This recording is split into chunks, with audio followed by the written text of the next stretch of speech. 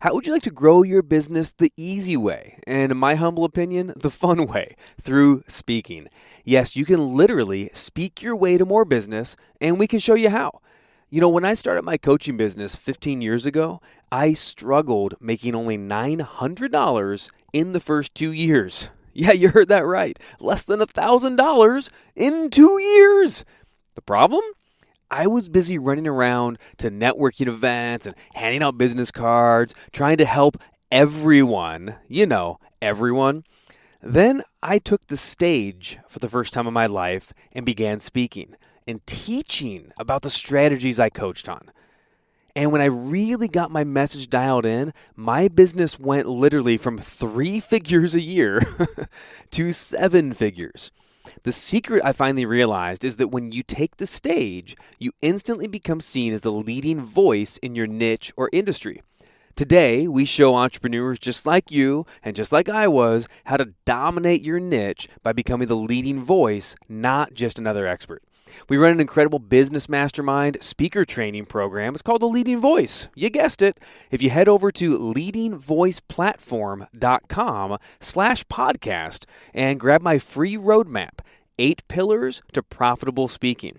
This free roadmap outlines the exact 8 secret weapons you need to truly become the leading voice in your niche. This is exclusively for my podcast listeners. You go to leadingvoiceplatform.com/podcast and start speaking your way to more business.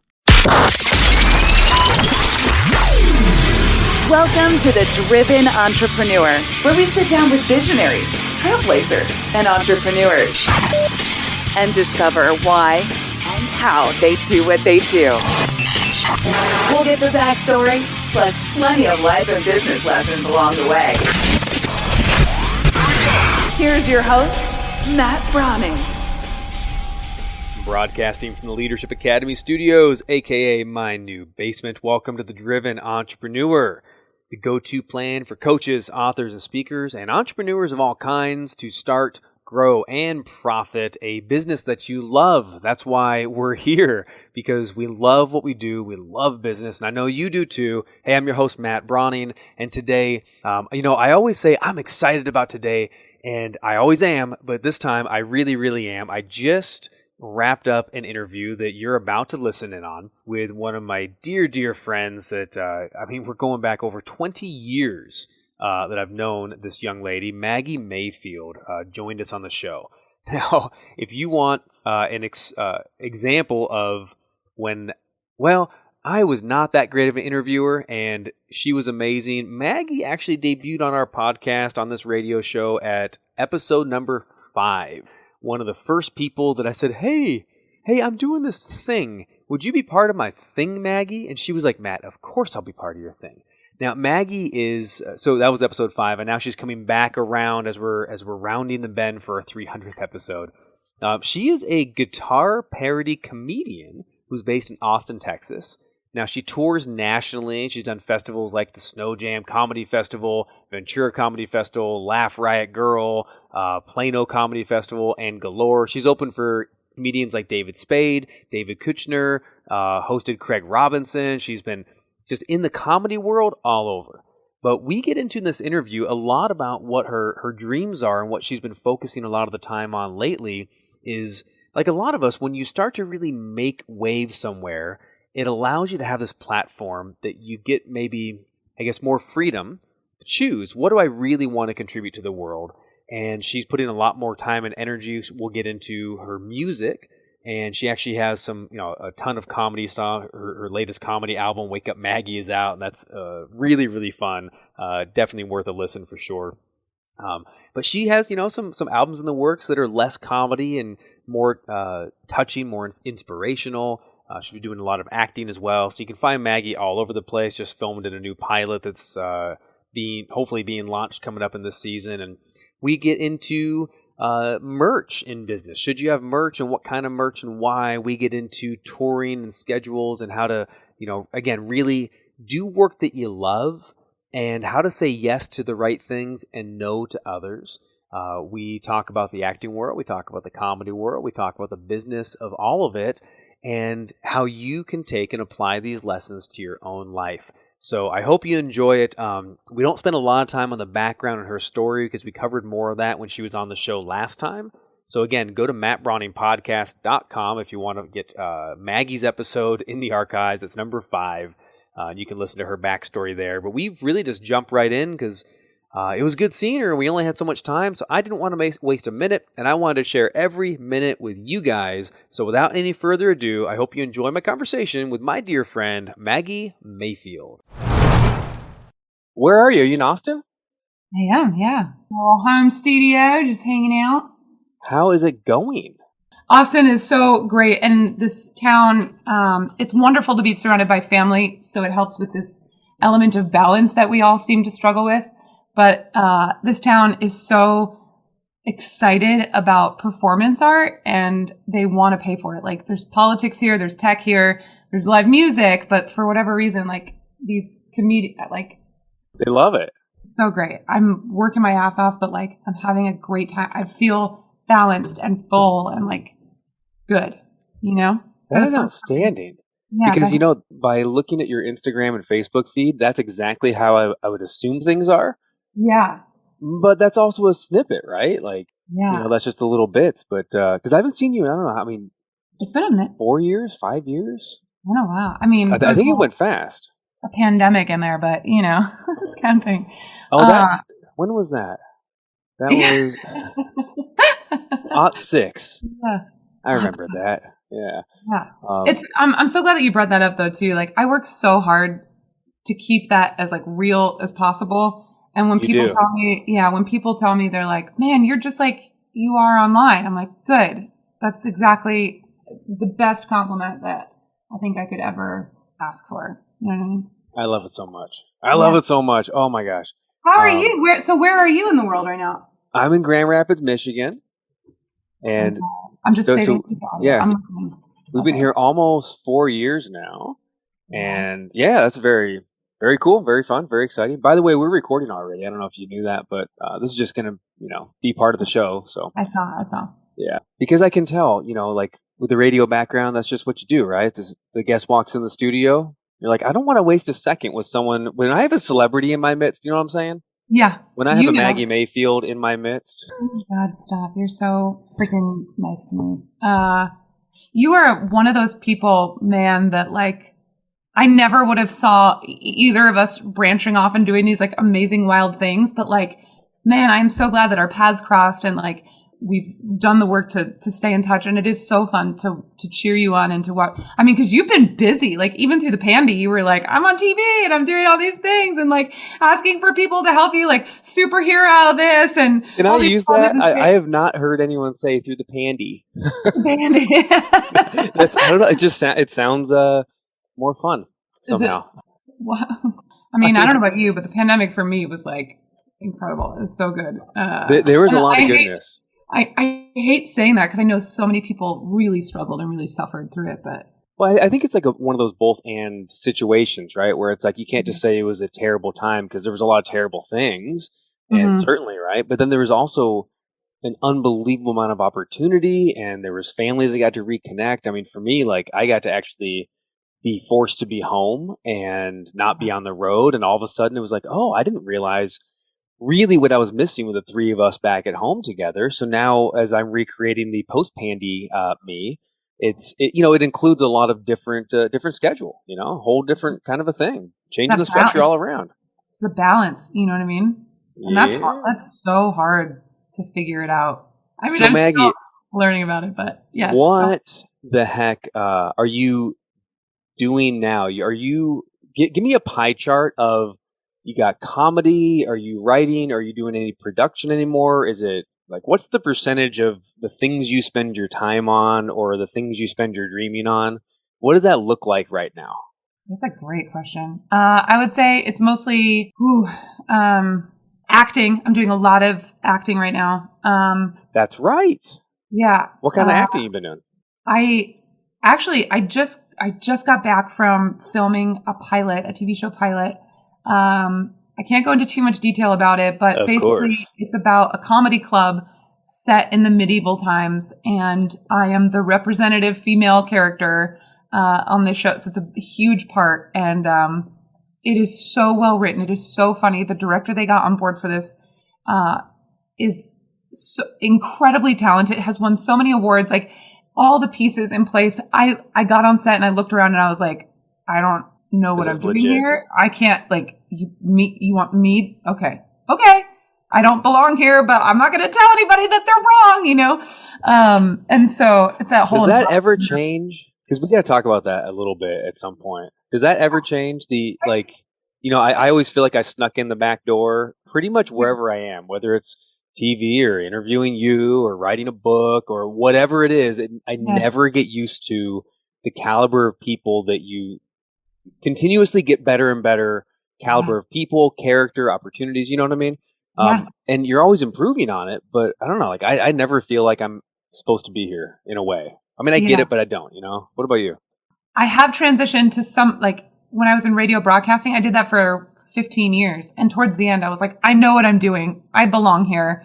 I know the answer. You know what I mean? Like, and it's a process of learning to trust your gut. But this whole acting thing, is not new. But I'm starting to learn how to like trust my gut and audition on my own. I was taking terrible advice from past mentors, and I'm really sorry about that, by the way. No, don't be. No, I'm kidding. I wasn't the one. No, it's not you. I mean, there's that was a joke. Nothing to be sorry about, but you know, it just I'm learning how to like trust my instincts and trust my gut and take the tools that I do know work, and from the workshops I've done, you know, like I've done the schooling, but I still, you know, it's still new. It's still so exciting. It's still like, I can't believe, you know, I'm not going to tell anybody that I probably. How long then have you been in your own mind? I know you've been doing it longer, but how long in your own mind have you been like, okay, acting is one of my things. This is something I'm focusing on, or I'm an actor, you know, however you would label that kind of identity or goal set. How long have you been really in that? I think. When did you get serious? Like really, I mean, because I've been trying to do it my whole life, my whole life, between the plays and the improv comedy and the stand up and more plays, and then getting to LA and like auditioning and making short films and producing my own films and then. But I think the moment I got really serious about it is when I picked up an agent here in Austin. So I'd say a year and a half that I've been hyper focused on it and like getting myself into more online classes and reading more books about how this business works and doing the homework and just, you know, never missing an audition. So tell me about that. That is something I feel like I would struggle with. Because, you know, like I want to get in that world. Our paths are always very similar. They're not the same, right? But there's a lot of like, what is that, Venn diagrams, a lot of overlapping. Yeah. You know, like, I'm like, okay, if there was an acting opportunity, I'd want to jump into it. Like, that's a lot of fun and I want to dive in. But to be able to say, I'm not going to miss an audition. If there's an opportunity, I'm taking it. So are you like Jim Carrey, yes man right now? Are you yes woman? Or are you kind of discerning to a certain level? How, and if so, how do you do that? Well, I got an agent, and I'm not saying yes to everything. Let me be clear.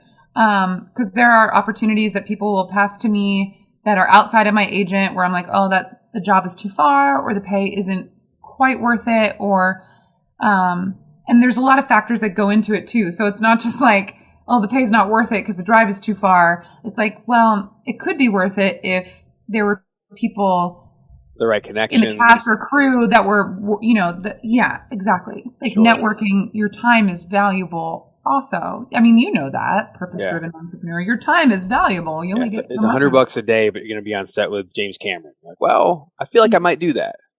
100%. Yeah. For the opportunity for a little face-to-face time. Mr. Cameron? Okay, thanks. Yeah. No, that's great. I love, I mean, you're obviously keeping very busy. What do you do?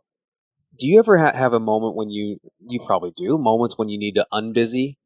Do you have like that on-off switch? A lot of entrepreneurs struggle with the on-off switch. Like my brain's still thinking at 2 a.m. about this event I have to promote and that kind of stuff. Mm-hmm. And so I try really hard to actually switch something off, but sometimes I fail at it. Do you have any I don't know, tricks or do you do that? Or are you just down with, hey man, middle of the night, if I think of a thing, I'm going to get up and write it down. I hear a lot of comedians are doing that. Tell me, is that one? Yeah. I try it. Yes. That's a difficult one because when creativity and inspiration comes, I never try to force it. And when it comes, if it's 2 a.m, I'm not going to fight it. Sure. You just go with it. And, there have been nights where I'll sit down to write a song and it'll be 5 a.m. and I'm like, damn it. But the song wants to be written. Yeah. And it's here. So I'm going to do it. Other artists have talked about how sometimes it feels like a cloud and it's just right there. And you're like, and I finally understand what that means. And that's what it looks like is sometimes it comes at 2 a.m. The title of my album that I released last year, Wake Up Maggie, came to me at 2 a.m. and I was like, okay. So I got up and I just started writing away and that was it. And then the whole album, all the songs just kept on coming, or was it, because I'm thinking the title, this is the genre, this is the title, the conceptualized artwork, everything I wanted to parody, the order, how it was going to go. I wrote a couple new songs that made it on there. Just all the things that I needed to make it happen. It just it's like a light bulb, oh, here it is. And then, that was it. And then you can become obsessed with it. And it's kind of it sounds weird the first time you say it out loud, but the more you say it and think about it, the less weird it becomes and the more probable it feels. And so I think that's important. Don't fight, don't stifle yourself. Don't let yourself get in that habit.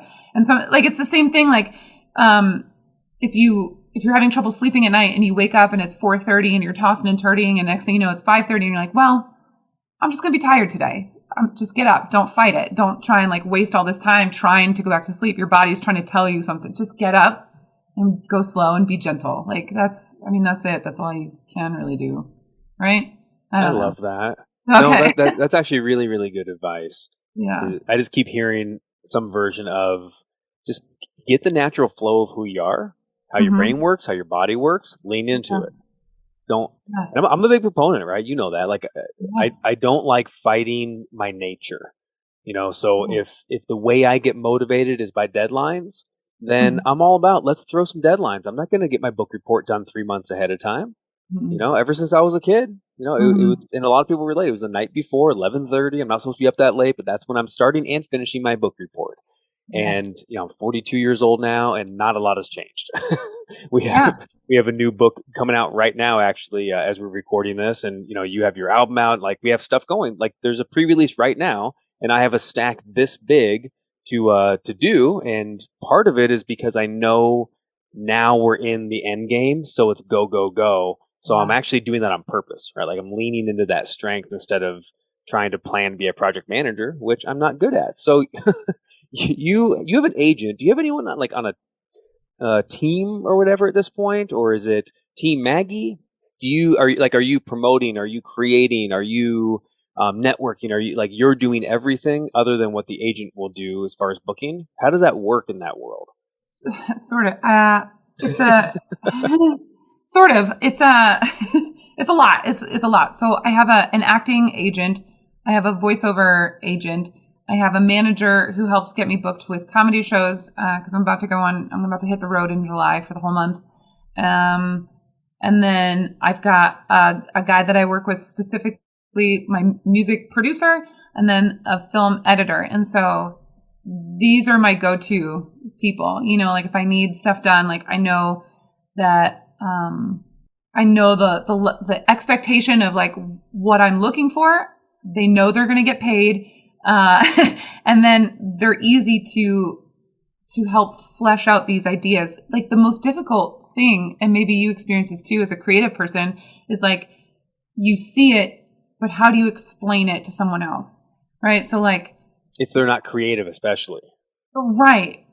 And these people are creative, but it's leaving the ego at the door and remembering this is a new way to speak to someone, to be this is what's in my brain.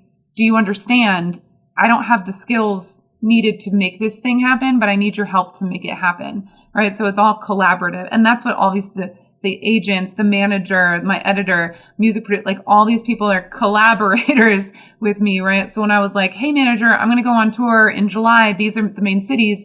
She's been helping me fill in the gaps of like where to go, where to stay, the merch that I'm going to be selling, yada, yada, yada. Right. Part of that is like, remind me, I want to talk about merch. Yeah. I want to talk about Maggi merch. That oh God, okay. much fun. But before we move on, I do want to kind of hit on that. Is what you were just saying is I find there's kind of two different types of people that I collaborate with, and it's really important to know which one it is, because I have like creators and I have implementers. Is how I would put it. And some implementers, they really aren't going to be able to create. So I know that when I connect with them for like a graphic or for the cover of the book or whatever, I need to, it's like, I'll say, hey, here's these examples. Here's the types of colors. Here's what we're looking for. Because I know they're not going to come up with a fresh like advertising marketing idea. Yeah. But they're also usually a little more affordable because they can just do. So at least if you know who you have, right? If you know who you have. True. Yeah. Because what a mistake, right? Have you ever like tried to give the creative gene to an implementer, and then they're like, I mean, I did that once with an outsourcer where I said something like, here's my snippet of my old book cover. Can you make a graphic? And he just like took a snippet, like a screenshot of part of the cover, and was like, there you go. And I was like, well, that's not what I meant. Yeah. I was hoping that they would have a little bit of creativity. So knowing who you're working with is a huge plus, and knowing everybody's strengths and whatnot.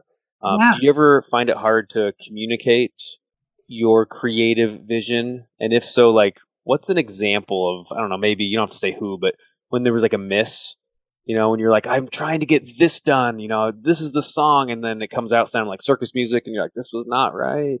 Yeah, no, that's great that you said that. Actually, the cover art for my latest song called Stop Saying Sorry, I struggled to get that done the way that I was picturing. The first guy that I approached is a friend of mine, and he does a lot of like cartoon graphic art. But I didn't need much. I just needed to take one specific picture and get some fonts and color options done right. And like graphic design is so difficult. It's so difficult. And so it's like I had a boss that told me one time, he's like, I don't know exactly what I want, but I'll know it when I see it. That's like, how I feel every day. Yeah. Yeah. That's exactly how I felt. And he gave me so many different options, and like, it just it didn't feel big enough. Like it didn't feel heavy enough. So I just gave like a couple passes at it, sent it around to a couple friends, for some like color options and like centering and space and blah, blah, graphic design lingo. And, finally came up with what I've got now. But, I felt terrible. I still paid the guy anyway, cause he did so many drafts and like so many revisions, and, never quite made it though. Never quite got exactly what I wanted. He's so talented, and he was like, if you ever need like cartoon stuff, let me know. And I was like, you will be the guy, man. He was very responsive, all the things that like I look for in someone that I'm going to work with, but just couldn't quite nail it on the head. Didn't have it when it came to that one vision. I love that. Yeah. Hey, speaking of which, let's catch everyone up for a second because I don't think we mentioned that. If you listened to the beginning of this show and you heard the bumper, the trailer for The Driven Entrepreneur, you might hear a familiar voice, because back in the day when Maggi Mayfield was a little bit less busy and she had some time on her hands to actually do some projects for friends and other people, you actually not only did the voiceover talent for our intro for the show, but you produced that whole segment. And I don't know, like, catch us up a little bit about what it's like to, like, because I did what you're talking about. I came and said, hey, Maggi, like, if you'd be open for this, I don't know what I want, but I'll know it when I hear it. Yeah, yeah. How do you connect the dots with, I guess, like, with what we did together? I thought that was a lot of fun, and you absolutely killed it. And it was. I'm so glad that you still use that. It makes me so happy. Yeah, I mean, I'm going to change it at some point, but I can't. It's just too good. Right, when you find what you love and what's working consistently. It's just too good. Yeah. So and you actually, again, you're not doing this now, but I don't think. I can't imagine you have time for it now, but I know you also, for a good amount of our clients and friends, you also produced trailers and you produced all the bumpers for these guys too. And you just do such a great job at that. I came to you because of the 15 years of radio production and knowing you're a voiceover artist. But what I really love is the creativity, your voice modulation. I think that a lot of that's been coming as you've been, singing more and performing more, and that whole side of you has been coming out. So I don't know even what my question is. I just want to tell people you're awesome. and then you did the trailer for the show. Thank you. It's like what you said. It's like knowing what people's strengths are, and the way you described it too, like being a creator or an implementer. Like when you're a creator, you know what your strengths are, and you know the right questions to ask. And you're right. I had been doing it for a long time, and I just knew what to ask you. What's the energy of the show? What's the feel of it? You gave me a script to work with, and you were like, kind of like this, but kind of like this. And I was like, oh, okay. I see what you're seeing. I'll make it, and it's just a matter of like, gotta know yourself. Isn't that the hardest thing to do? You gotta know yourself. So, well, and what about when someone comes and says, hey, can you help me do this thing? But then you're realizing, man, I don't think they actually know themselves to that point, right? If you said, what's the vibe of the show? What's the energy? And I'm like, I don't know. I talk about entrepreneurs, but right. To be able to say, yeah, this is who I am. This is how I describe my personality. It's really branding. It's kind of what we're talking about. It's a whole branding conversation, which comes long before you pick the color for your website or the angular, nature of your logo or whatever it is. You got to understand, what's this brand really about? Is this empowering for people? Is this a distraction from the world for people? Is this care? What is this whole thing? So what's Maggi Mayfield? When I come and see Maggi Mayfield, what is it what am I going after? Why am I coming to see Maggie? I know why I would come see you, because you're amazing and I love you and you're awesome. Yeah. But why, like the new people who have never met you before, maybe this will be a good way to say this. If we just met, how in the world would you describe coming to see you live in one of the shows? Because you do have a tour coming up. And what is this tour? I mean, I know you're doing it's comedy, but it's musical comedy. What is that? How do you describe it? I know you've been asked this question a million times. Yeah. So Maggi Mayfield is a goddamn delight. That's what it is. If you want to feel smarter, empowered, and laugh at yourself through the lens of music, I'm your gal. That's it. That's what I do. Smarter, empowered, and laugh at yourself through the lens of music. Yeah, because listen, music is so powerful. I used to run a podcast, which you were on, called Why Tune Shuffle, right? I missed your podcast. I know. Can we still put it in the archives, or is it gone? No, it's still up. It's still up. Why Tune Shuffle is still up. I'm in the works to reconfigure that a little bit and work with a new social media platform to launch that again. That's kind of on the back burner, but still one of my favorite interviews I've ever had being interviewed. Truly, not just top 5. I think one of my top 1, maybe 2 favorites of all time, because it was completely different than any other interview. Yeah, you're really fun. You're really fun. You're really okay. All right. But yeah, so music. So what happens at your shows? Yeah, so music is so important to me, and if you ever spend more than 10 minutes with me, I will talk to you in song lyrics. That's just how I speak. And so I learned how to incorporate that on stage in a musical way. And so everything I do, I wish I were dumber, Matt. I really do, because ignorance really is bliss, but I'm not. And I think about the world and I think about people, and I'm very heavy into my own feelings and so compassionate. But it's so fun to bring people together. You're in on the joke as I parody songs. I've written several of my own songs, and present life as we see it in a really upbeat, ironic way. But you're already in on the joke, because so many of the songs, you already know. So you're talking about, it's almost similar to how, say, Seinfeld would approach comedy, where it's the microcosm of something that we do, and everyone in the audience is going, "Oh my gosh, that's me." Right. I've so done that in social media, or I always do that with my mom, or whatever it is. Yeah. And it always comes from me. It's always me. Talking about road trips, or, my experiences in dating, basically the second life that we lead online, right? What our Instagram and our TikTok say about you. Like and then the things that make us intrinsically human, you know what I mean? Like, this is so graphic, but I'm working on a story about the one, as an adult, you have shit your pants at one point. And if you haven't, you're lying or your time is coming. And so, you know what I mean? This makes us wonderfully human. We're disgusting, right? The oldest joke in the book is a fart joke. And so, that's a real joke. Yeah. So, you know, I just love that. I love your timing fest. So good. If you're lying, your time's coming. Well, it is. And unfortunately, but what are a couple of like your, whether the greatest hits or not to the audience, which they might be, but what are a couple of your top favorite all-time songs that you've written or parodied? Yeah, that's a great question. I feel like this is the one that should be on the top of your mind, right? Yeah, my favorite is the first. Well, I have two favorites. The first one I ever written was the Naughty Christmas song, which was based on me being a part-time little Jew working for a radio station where everything was Christmas. And so I turned all of the Christmas song titles and turned it into a blowjob innuendo song. You're welcome. Oh, there you go. Okay. It makes me highly bookable in November, December. People think that's hilarious. So I love Christmas time, and I love being able to perform that.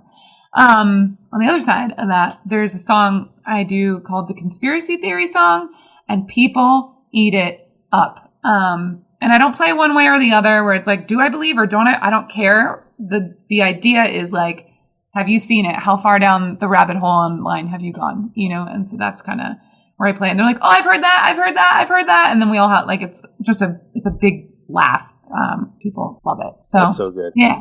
How much of your stand-up is, because you performed with some of our live events back in the day too, when we were both living in California. You remember that? I do. Yeah. And that's a very different venue because we're doing like, a personal growth seminar or business seminar and then having a VIP party. And then on comes the entertainment. Here's a singing comedian. So I remember what you did then. Is it pretty similar still? Where like, what's the mix of, do you explain a song and then the comedy is in the song? Or do you, because you were doing a lot more stand up then and then you had a couple songs. What's it like nowadays? What does a set look like for you? It's still very similar. It's very like joke. I get people riled up. Like I'll parody songs to get them to like cheers and like drink, because a lot of this is like bars and clubs and stuff where that's what people are doing. Making fun of myself. It is pretty stand-up heavy with songs sprinkled in. If you did an hour set, like just as an example, how many songs would you fit into the hour? Like 5 or something like that? Or less? Way more than that. Oh, way more. Okay. Oh, yeah. Yeah, it's a lot. Oh, maybe every 5 minutes, give or take? Oh, for sure. No, I would say there's one song cluster. Yeah, it totally depends. An hour is a very long time to do that, but I would probably do about like 12 or 14 songs in there. I've also been playing in a band, and so the library is like way up there. So when people heckle me, which is a lot lately, I'm able to. It is a lot. There's people have been, they're very talkative while I'm on stage, which is fun, but it's excessive. Do you have a favorite heckle? Because I mean, like sometimes hecklers that, you can handle one well and they're like really, really bad timing, like the heckler. And sometimes it's like, I see it like heckling can be fun, right? Where like, I'm heckling you and you're like, okay, that's part of the show now. Guess what, buddy? Yeah. And do you have anything that sticks out as like, oh, that, I feel like I really crushed that heckle. Yeah. Or one that absolutely sucked. None of them like suck. But it is so awkward and like, I don't think I'm very good at it, but then I was looking at my Instagram reels the other day to see if I should like clean up my social media a little bit. And I was like, no, I'm really good at dealing with people on the fly. Like some guy was talking about how he buys houses and he was a construction worker and I was giving him a lot of flack because I was like, oh, housing prices are so expensive. I was like, because it's just you building it by yourself. And he was like, well, I only got one hammer. And then I was like, listen, it doesn't matter what tool you use in the tool belt. The fact that you know how to use them, that's what matters. And like, then he just became part of the show. And like, but did that start off as a heckle, or do you do the jokes where you're getting someone involved a bit? Hey, well, what do you do for a living, sir? Do you ever do that kind of stuff? Or do you pretty much perform? No, I have a couple of rooms that I do pretty regularly where people are repeats. And so it's a lot easier to just go in and talk to people rather than like try and pressure myself to come up with new material so no one's bored when I'm doing my thing. That and it like helps set the rest of the stage and the room so that everyone else succeeds as well. But I feel like that's the kind of comedian I would be if I was to be a kind of comedian. What do you mean? Being able to interact and use the people and what they're bringing me and everything. Because like in everyday life, the times when I think I get the most laughs or like I'm actually funny is usually when someone else in a conversation accidentally does a setup for me, and then I'm like, oh, my brain goes punchline. Yeah. But for me to do the whole thing and go setup, punch, like here's my architecture of a joke. Ugh, it is so scary. I'm in awe of you. I'm in awe of every stand-up comedian. It's one of two of my very favorite professions. Unbelievable respect for it. And especially if you're doing singing, you're doing acting, you're doing comedy. Is there anything you're not doing? Feels like a lot. Never feels like enough, if we're being honest. It does. Where can we, let's make sure we plug what you got coming up, because I know you got a tour and everything else. So where is it, where do we find, I know you're Maggi Mayfield, Maggi Instagram. MaggiMayfield.com, Maggi Mayfield.com, has all the tour dates, everywhere I'm going to be, all the places you can see me, all the merch, all the song, everything that you could ever possibly want to know is right there. Or if you want to like follow me on social media, the buttons are right there too, so you can get clips of like, my funniness online. My funniness. I like that. See, you've been interviewed before, so you knew to plug one thing. Go to MaggiMayfield.com, M-A-G-G-I Mayfield, MaggiMayfield.com, and that's where you get all of it. You get her Instagram feed, you get her funny reels, you get clips, you get merch. Okay, I said we would talk about merch, but first, what are some towns that you're excited about visiting in the coming weeks, months on tour? Got a few good towns up your sleeve? Yeah, I'm going to Oklahoma City, Kansas City, and Omaha, and I've never done those, so I'm super excited to run through. Doing some stuff in Indianapolis. I'm going back home where it all started. I'm going to Champaign, Illinois. I can't wait. I'm going to go see like all the people that kind of like helped me start this journey. I don't know about you, Matt, but like I've been feeling really reflective lately, and there's a part of me that's just like, go see your roots, go like feel your roots and what home is. So I purposely was like, I want to go to Urbana and go see all those guys that like I started with. I want to go out to Jersey, like where I grew up, and like just go sit in front of the house I grew up in, kind of, I don't know. I'm just feeling this like nostalgia, and I'm trying not to fight it. I'm just going to let it kind of take over me. So I wouldn't be shocked if a new song or two comes from that experience anyway. Yeah, there is something about that, like we're similar ages, and it's like I don't know, like we're not old, we're not young exactly, we're not like what are, I don't know, like I don't know what we are, but I know that I've had a whole big chapter of life, and I feel like that was another lifetime. Right, like when we met, we were 19, I think it was, right? Yeah. 19. Fake ID, probably. I don't know. You snuck into a bar. But, like, yeah, it's fine now. I think statute. Anyway, so, like, it's been a long time. And all of that life, the 20s and everything feels like a different lifetime. And then there's still a whole lifetime ahead. So it's perfect reflection time. Perfect time to go back to the roots and figure that out. Man, I keep thinking, like, what have I been dying to ask you as we've, commented and texted and things on social and everything, but I haven't had a long form conversation with you. Yeah. Let me flip it. Anything you got for me? Questions for you? I don't know. Anything. I do want to pick your brain a little bit because you said something that Let's do that. I absolutely loved. And you were talking about buying a boat, and basis of the post was something to the effect of like, people said like, don't get a tattoo. It's permanent. Don't do this. It's too much work. Don't get a boat. It's too hard. It's too expensive, whatever. And you were like, no, life is short, you know? I'm going to try all the things. I'm going to try all the things. Right. Isn't that was, you know what I'm talking about, what post I'm talking about? I do. You know what's interesting? That's the one that sticks in your brain. Why? Because, well, whatever, right? Because it spoke to something that's deep inside you. It spoke to something that's deep inside you. That was my most engaged Facebook post, I think, of all time, probably. Oh, interesting. Most engagement. And I wasn't selling something, you know, I was reflecting back on this boat purchase, and I realized, man, all my life I was living my life with someone else's rules. And that's really what it was about, right? It was like, well, I never got a motorcycle because it was dangerous and all my friends had bikes. I'm not going to get one. I never had a tattoo because mom said don't get tattoos. And I never got a boat. I always wanted a boat. But I'm not a boat guy and I don't know about boats because everybody said it's terrible. You never want to get a boat. And then they all had boats. And I was like, you know what? I'm going to be the guy who has a boat and decides if I like it or not. Yeah. And I got a $2,000 piece of crap boat that was amazing. Was it? It was. It was so much fun. Hell yeah. And it worked for a whole season. And then it didn't. And then it was like, okay. Right. And then I sold it and I lost money and I don't regret a single thing. Not a single thing. But yeah, that was the post.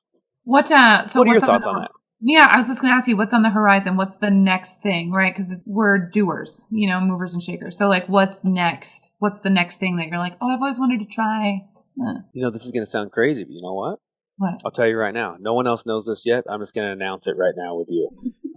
So one of the next things I'm really excited about, and it sounds weird because it's not an exciting thing, but it is for me, is I'm going to kind of semi-retire and move into consulting with businesses that I'm really curious about and very like industries that I've never been able to be in that I want to be in. So an example is if I semi-retire and I do less speaking, less traveling, less everything, I will free up extra time to be able to focus on something else.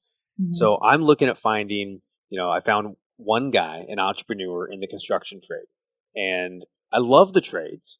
I love the idea of that, but I realized, again, I woke up one day, Maggie, and I'm like, you know, I'm not too old to do whatever I want, but at this age, I really don't want to like start from scratch and be like, I'm going to learn how to be a carpenter.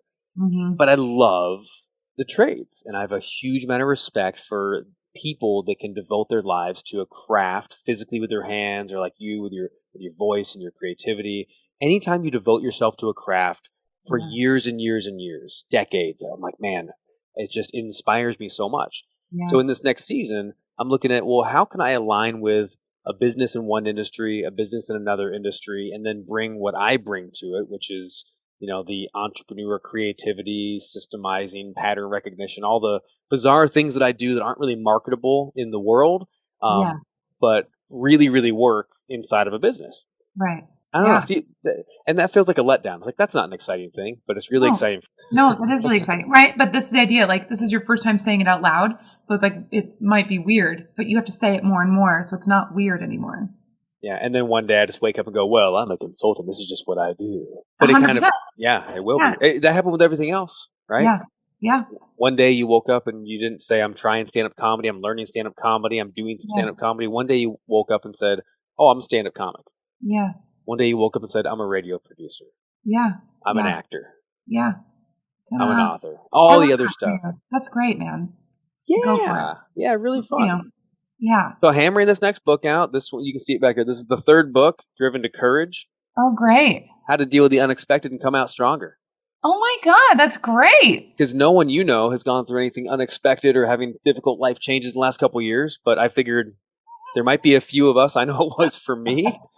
And right. And I'm like, it's not about the pandemic, but it really is about like, how do you now look at tough changes in your life and deal with them and not just like survive and like get through it, whether it's grief or whether it's changing states or whether it's your career, or whether it's a relationship or whatever it is. But how do you actually taking the principle of when you work out and lift a weight that it rips the muscle and it hurts and it sucks and it actually harms you technically, but you grow and get stronger because of it. And it's like the tearing is the strength building.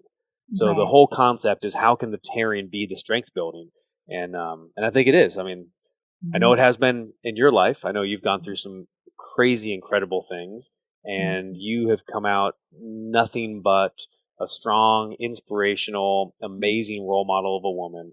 And I just want to say that in front of all the millions and millions of people million. and millions of fans of you and of the Driven Entrepreneur. Maggie, you're incredible. I said it a bunch. I'm going to say it again. You're incredible. Love you. Appreciate you. What final nugget of Maggie wisdom do you want to leave the world with? The thing that I'm still most excited about and just kind of like living on cloud nine, if I can, is the latest music video that I just released called Stop Saying Sorry.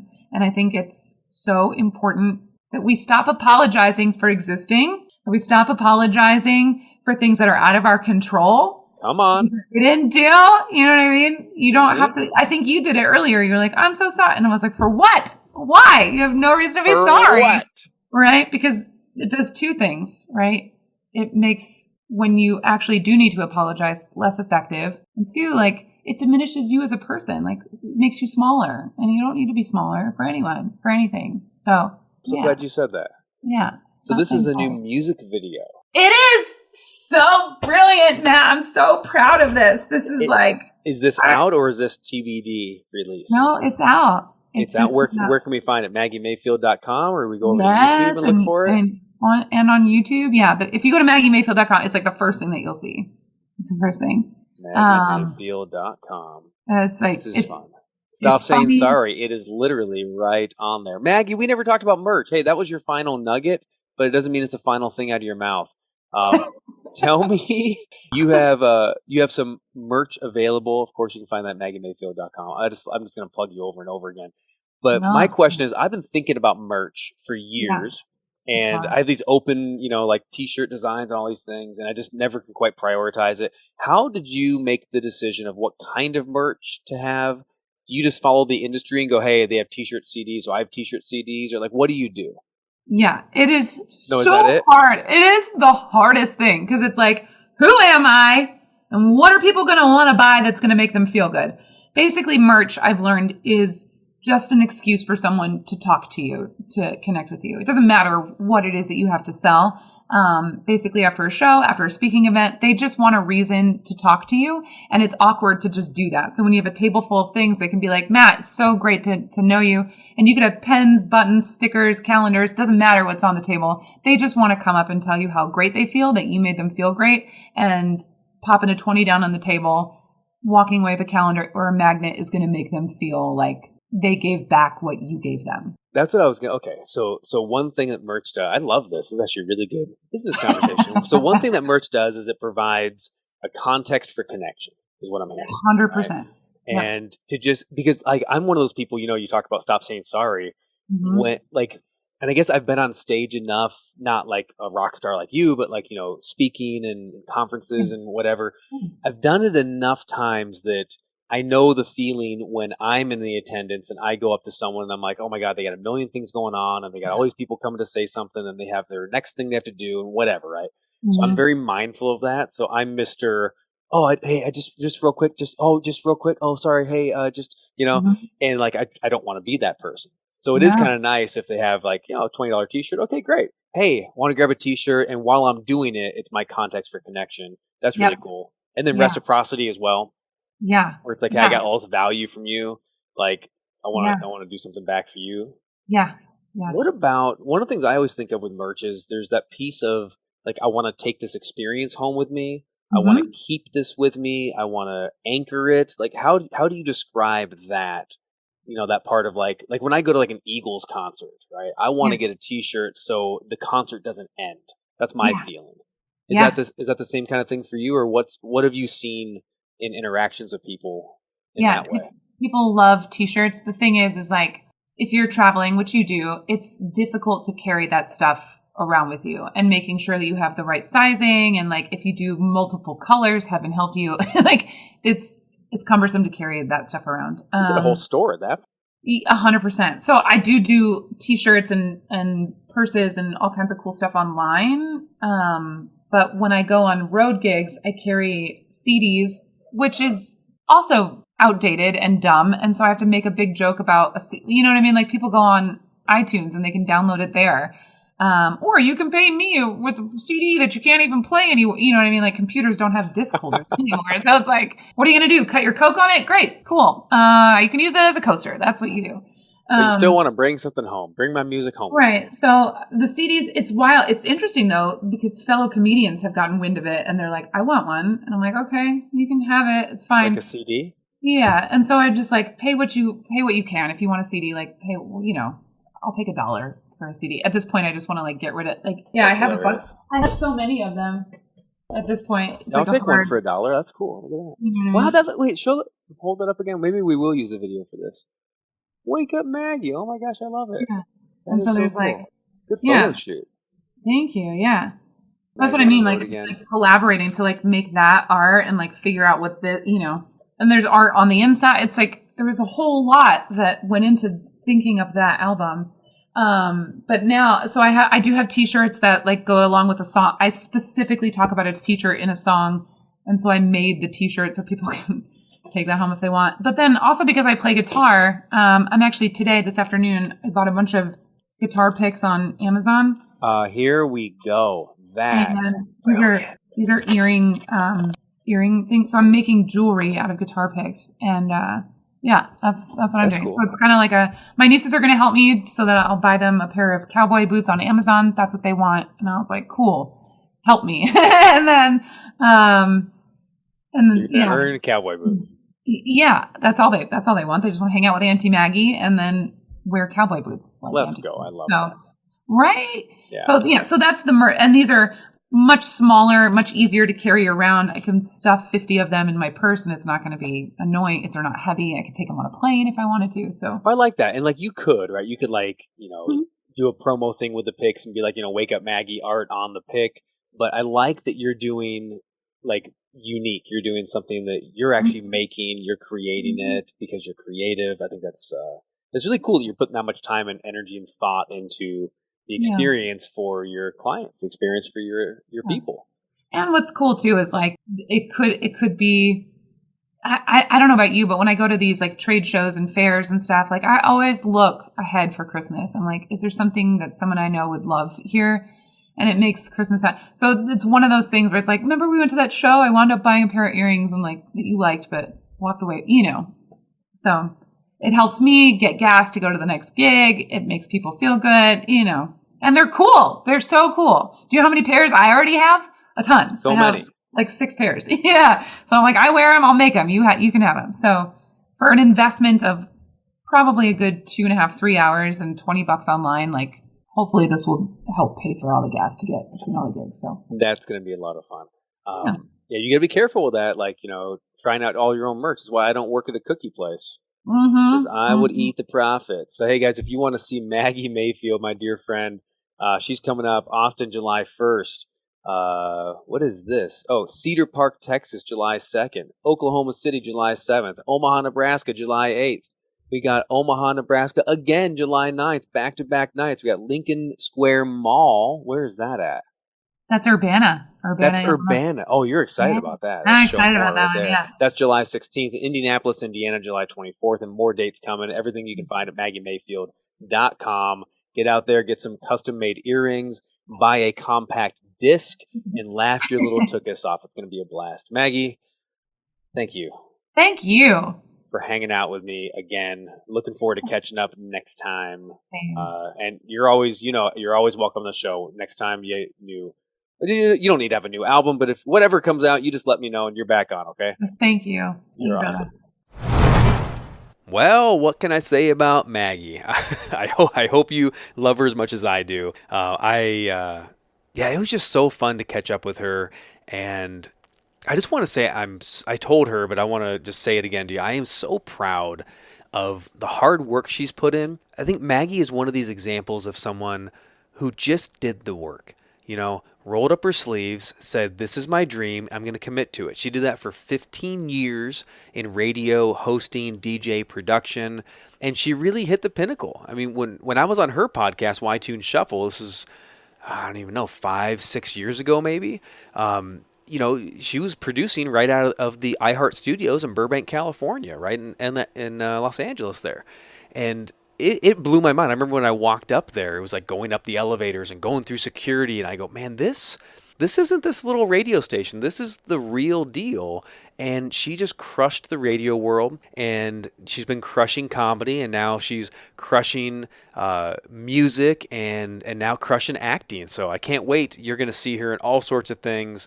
And again, I really hope you got some, really, if anything else, just a few laughs and some inspiration for you to get out there this week and just go after your dream. That's what I got to say. Go after your dream. If you've been walking through difficult things and you've been feeling like your dreams have been on hold, I relate and I know that feeling. You're not alone. And make sure, again, also, besides checking out Maggie, make sure you check out our new book that's on pre-sale right now, Driven to Courage, How to Deal with the Unexpected and Come Out Stronger. I think Maggie is a great example of, she's walked through a lot of unexpected changes and circumstances. She's moved across the country, and she's a great example of someone who has come out stronger because of it. She's gone through relationship changes and come out stronger because of it. So she, to me, is inspiration, and we want this book to be an inspiration for you as well. Driven to Courage, How to Deal with the Unexpected and Come Out Stronger, written by me and my good friend Ruben Gonzalez, who's a 4-time Olympian. He shares his story in the book, his unexpected journey to the Olympics for the first, second, third, and even fourth time, and how he's been able to live his Olympic dream even though he was the person who wasn't supposed to make it. And Ruben always says on stage when he speaks to, Fortune 500 companies, I wasn't supposed to go to the Olympics, and if I can reach my dream, that means you can too. That's what the book is all about. We have some incredible stories from powerful entrepreneurs, coaches, Paralympians, triathletes, moms, dads, people who have really just walked through some hard times and have come out stronger, and they share their story and their character traits and what they've had to apply in their life so you can take that into your life and you can win. You can grab the book on pre-sale. It comes with all the goodies if you get this before July 15th for just $20. We're ethically bribing you to do the pre-sale because it helps us with the bestseller campaign. But you get the book, you get the ebook, you get the audio book. It's all for $20, so you get the ebook free, the audio book free. You get 2 tickets to our live breakthrough seminar called Success Revolution with me in person in California. So if you want to come see me in person, say hello, get a book signed, maybe even transform and change your life, take control of this thing between your ears, your brain. That's what Success Revolution is all about, coming up in August. Don't forget my co-author gift bundle. Everyone who contributed a story and authored the book with me also gave a gift with that as well. So these gifts are worth thousands when you add them all up. You get all of that, and it's $20, which is literally the price of the book. And if you do it right now in pre-sale, it's also free shipping. Go to driventocourage.com/presale. That's driventocourage.com/presale. So I hope you enjoy the book. Make sure you grab it before July 15th. And then check out all of Maggie's dates at MaggieMayfield.com. And I'll see you next week with another Driven Entrepreneur. Bye-bye.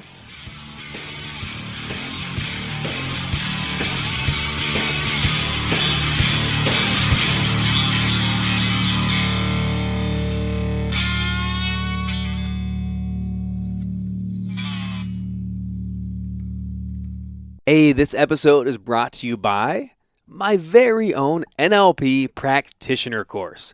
I've been teaching neuro-linguistic programming, or NLP, for nearly 15 years. It is the most powerful tool for communication on the planet, and it can be yours today. For a very limited time, I'm giving away my entire NLP course workbook for free. Go to nlpwithmatt.com.